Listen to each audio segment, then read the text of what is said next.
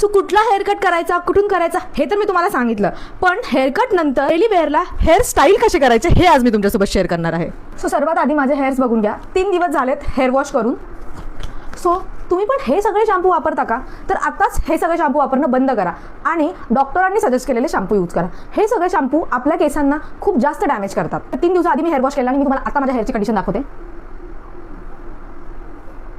इतके जास्त स्मूथ आहे 3 दिवसानंतर सुद्धा. सो तुम्ही कुठला शॅम्पू यूज करता हे खूप जास्त महत्त्वाचं आहे आणि खूप जास्त इम्पॅक्ट करतं तुमच्या हेअर्सवरती. सो मी यूज करते पिलग्रिमचा शॅम्पू अँड कंडिशनर.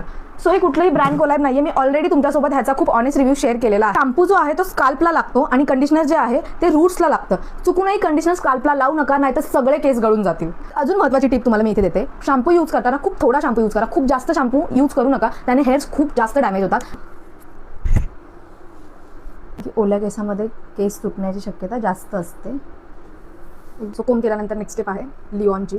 तुम्ही कुठलं लिओन यूज करता त्याच्यावरती डिपेंड आहे. बेसिकली सिरम यूज करायचं आहे तुम्हाला आणि जास्त नाही, थोडंसंच घ्यायचं, कारण हे ड्राय झाल्यानंतर आपण परत यूज करणार आहोत. एकदम थोडंसं घ्यायचं. ओके, तर ह्याला आता आपल्याला असंच नॅचरली ड्राय करायला सोडायचं आहे.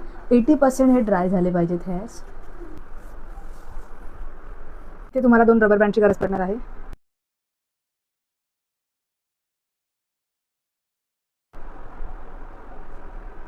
Yes, okay. तर दोन्ही पण हेअर्स बांधून झालेले आहेत. मागून पण दाखवते एकदा.